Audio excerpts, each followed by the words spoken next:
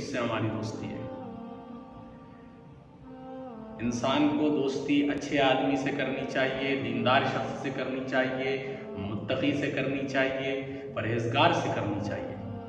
जब हमारे दोस्त ऐसे होंगे तो फिर हमारे अंदर भी दीन आएगा। कहीं क़यामत के दिन हमें यह न कहना पड़े या वैलता लैतनी लम अत्तखिज़ फुलानन खलीला, काश कि मैंने फुला को दोस्त न बनाया होता, काश कि मैंने फुला से ताल्लुक़ न कायम किया होता, वो मेरा दोस्त न होता। और दोस्त ऐसे होने चाहिए जो गलत को गलत कहें और आपको सही रास्ते पर लाने वाले हों।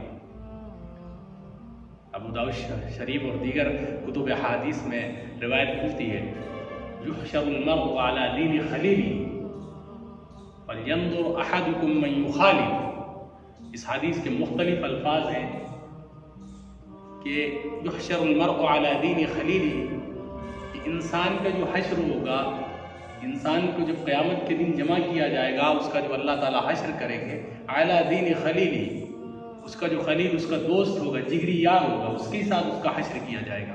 जैसे तुम्हारे दोस्त होंगे उसी तरीके से तुम्हारा हश्र उसके साथ किया जाएगा।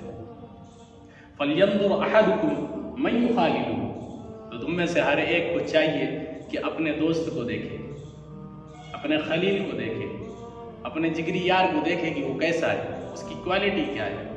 ताल्लुकात सभी से कायम रखने चाहिए, लेकिन तुम्हारा खलील कौन है, तुम्हारा जिगरी यार कौन है, वो ऐसा होना चाहिए जो तुम्हें जहन्नम की आग से बचाने वाला हो, और क़यामत के दिन तुम्हें ये कहने पर मजबूर ना होना पड़े या वैलता लैतनी लम अत्तखिज़ फुलानन खलीला, काश कि मैंने फुला को अपना दोस्त न बनाया होता, अपना जिगरी यार न बनाया होता।